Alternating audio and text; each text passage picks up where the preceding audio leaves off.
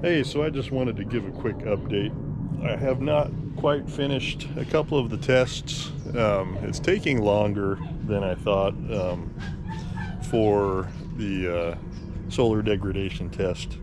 And also, I'm not getting the results that I was hoping for with the corrosion on any of the boxes, really. Which is good. It says I guess it says good things about their corrosion resistance, but I'm really trying to recreate what had happened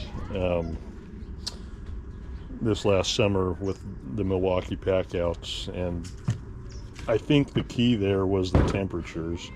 I'm not sure, so I'm going to keep working on that. But I just wanted to update you guys, let you know that I'm still working on all these box tests. Those are the last two things really that need done, but they're important, I feel, to make an educated decision on which box at least I would want to invest in.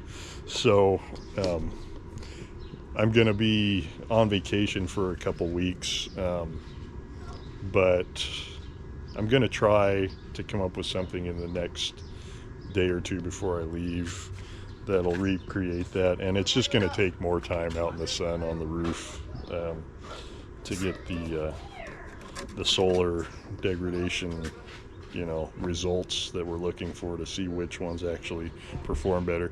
And I haven't really seen any fading. Granted, it's the middle of December, but I think it just takes more time, and I'm sure we will get some results.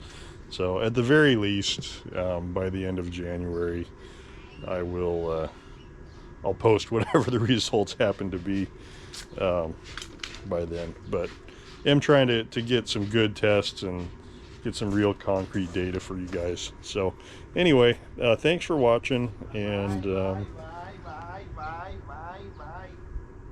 yeah, have a good holiday.